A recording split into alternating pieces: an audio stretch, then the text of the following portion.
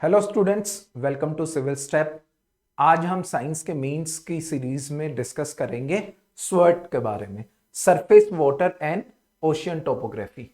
ये एक पेलोड है। ये क्या है? एक पेलोड है जो किसने लॉन्च किया? नासा ने लॉन्च किया है। अभी रिसेंटली नासा ने लॉन्च किया है। इस टॉपिक को आप एनवायरमेंट के अंदर पढ़ सकते हो, इस टॉपिक को आप साइंस एंड टेक में पढ़ सकते हो। दोनों में ये यूजफुल रहेगा।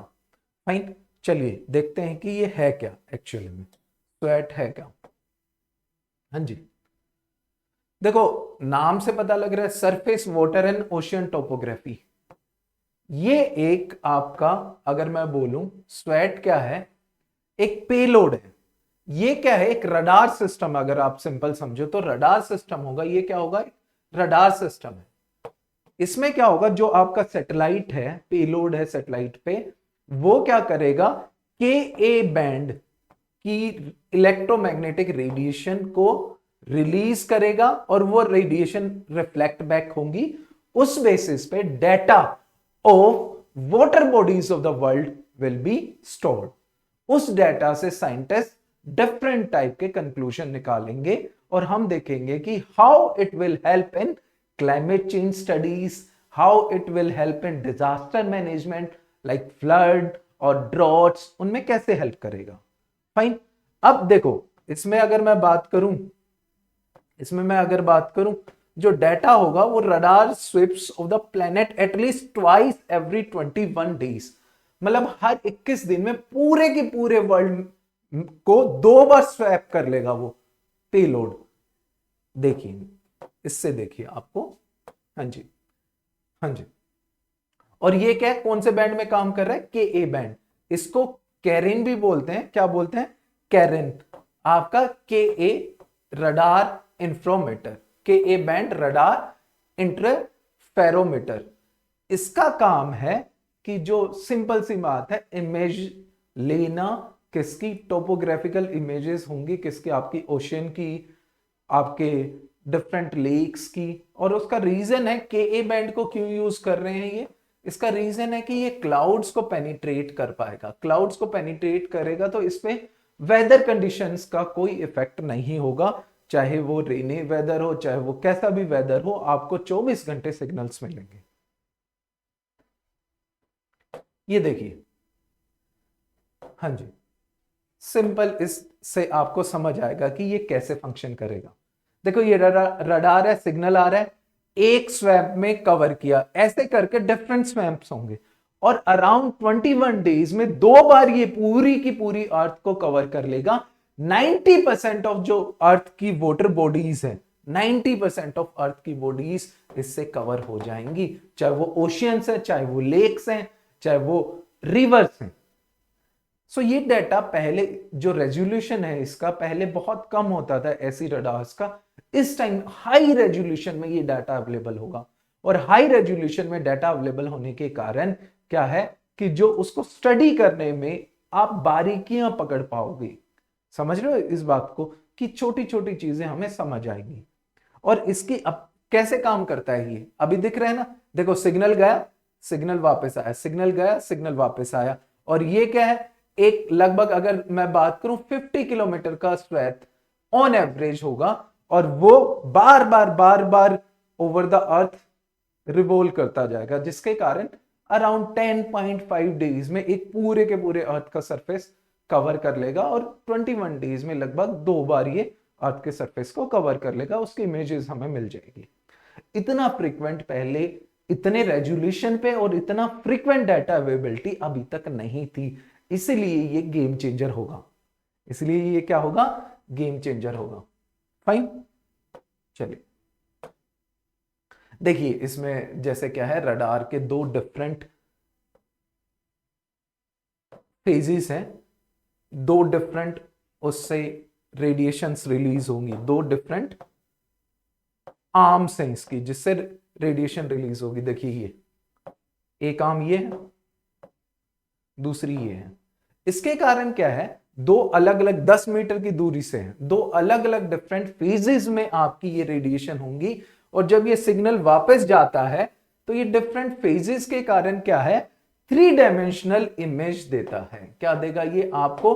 किसी भी वाटर सरफेस की थ्री डायमेंशनल इमेज देगा, जो पहले के रडार सिस्टम से पॉसिबल नहीं था इतने हाई रेजोल्यूशन इमेज बनाना। अब ये चीज पहले पॉसिबल नहीं थी, पहली बार हो रहा है। ये देखो, ओशियन टोपोग्राफी मतलब ओशियन सरफेस की स्टडी के लिए पूरा का पूरा की सरफेस वाटर की जो हाइट है सरफेस वाटर की वो कितनी है, उसमें मूवमेंट कैसी है, क्या ऑर्गेनिक मैटर है उसमें, वो सारी चीजें इससे पता लग जाएगी हमें। उससे क्या है, क्या फायदा होगा? मेन चीज है इसकी एप्लीकेशन, थ्री डायमेंशनल आपको थ्री डायमेंशनल स्ट्रक्चर जो है, पिक जो है मिल जाएगी, इमेज जो है मिल जाएगी स्टडी करने के लिए, और उससे हम डिफरेंट एप्लीकेशंस में यूज कर सकते हैं उसे हम। और वो कौन कौन सी होगी, चलिए देखते हैं कौन कौन सी एप्लीकेशंस होगी, हम देखते हैं।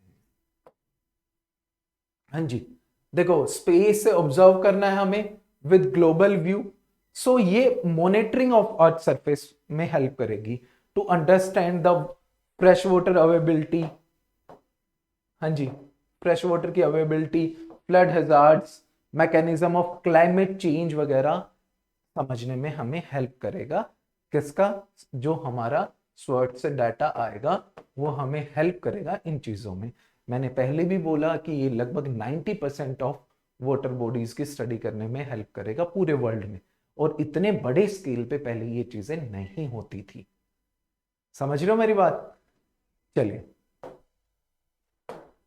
हाँ जी, देखिए लगभग लगभग जो रिवर्स 100 मीटर से विड्थ ज्यादा है, और जो लेक्स 15 एकड़ से बड़ी है, मतलब अगर 15 एकड़ की लेक तो कुछ भी नहीं है, छोटी सी लेक है, उस तक को ये कवर कर लेगा।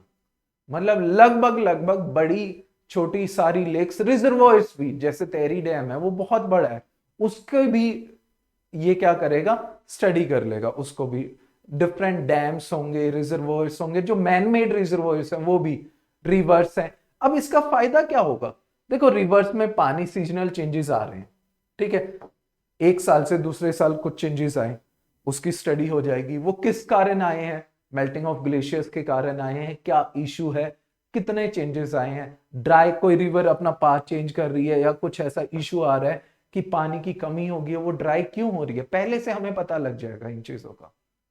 कोई भी सीजनल चेंजेस रिवर में कैसे आ रहे हैं, कितना वॉल्यूम में कितने चेंजेस आ रहे हैं, लेक में कितने चेंजेस आ रहे हैं, उस ओशन के जो, अगर मैं बात करूं कोस्टल जोन है उसमें हाइट में कितने चेंजेस आ रहे हैं, वो सारा डाटा हमारे पास अवेलेबल होगा। Getting my point? सो उससे क्या है, उससे हम पहले से प्रिपेयर रहेंगे। जो अगर मैं बोलूं मिटिगेशन और अडेप्टेशन हम क्लाइमेट चेंज में वर्ड यूज करते हैं, उसे में हेल्प मिलेगी हमें टू मिटिगेट द डिजास्टर और to adapt against the climate change. फिर इसी चीज की एप्लीकेशन हम अगर बात करें, हाँ जी, सी लेवल चेंज अब सबसे ज्यादा हो रहा है, सी लेवल चेंज सबसे ज्यादा हो रहा है, लेकिन एक डेटा नहीं है अभी भी कि कितना हर साल चेंज हो रहा है, और रेगुलर हर जगह का वो डेटा नहीं है।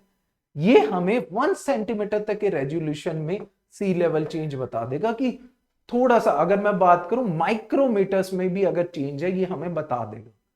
उससे क्या है, जब आपको ये पता है कि कुछ सालों में धीरे धीरे आपका for example 2 centimetre 3 centimetre rise in sea level हुआ है, 3 सेंटीमीटर 4 सेंटीमीटर, या 50 ईयर्स में 1 मीटर राइज हो गया, तो उससे क्या होगा, पहले तो हमें पता लग जाएगा कि इंडोनेशन कितनी होगी, मतलब पानी अंदर तक कितना जाएगा। फिर हमें ये पता लग जाएगा जो सर्जिस है, या जो मतलब जो तूफान है, या जो अगर मैं बात करूं ट्रॉपिकल साइक्लोन्स हैं, अगर सी लेवल कोस्टल एरिया में ज्यादा हुआ है तो उसका इंपैक्ट भी ज्यादा होगा। तो हम पहले से प्रिपेयर हो सकते हैं कि नहीं हो सकते? Getting my point?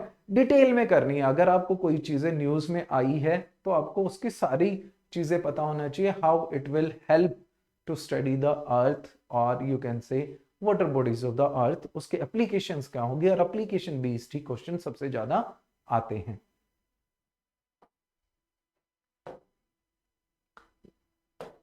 नेक्स्ट बात करूं तो बहुत इंपॉर्टेंट है क्लाइमेट चेंज।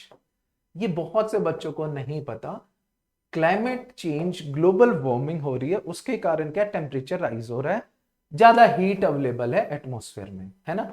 लेकिन ज्यादातर बच्चों को ये नहीं पता कि दिस 80 to 90% ऑफ हीट और energy is absorb by oceans. 80 to 90% जो एनर्जी है ओशियंस अब्सॉर्ब कर लेते हैं। कैसे करते हैं, कहां करते हैं, उसका डाटा अवेलेबल नहीं है।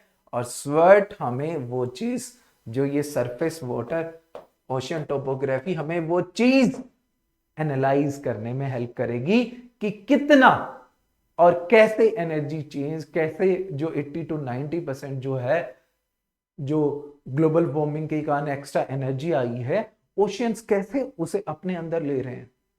Getting my point? जब ये हमें पता लग जाएगा, ये मैकेनिज्म बहुत इंपॉर्टेंट है। क्यों? क्योंकि इन फ्यूचर रिवर्सल हो सकता है, उसे हम बोलते हैं टिपिंग पॉइंट।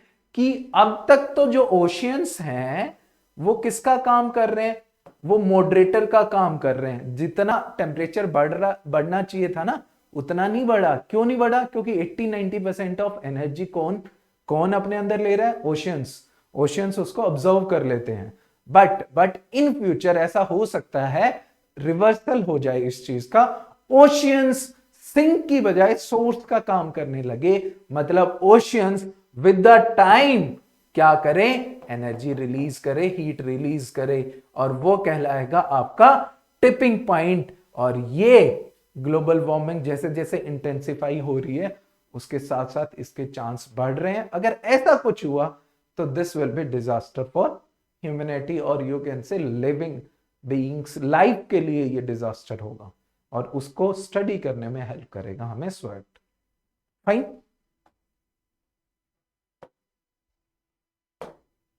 हाँ जी।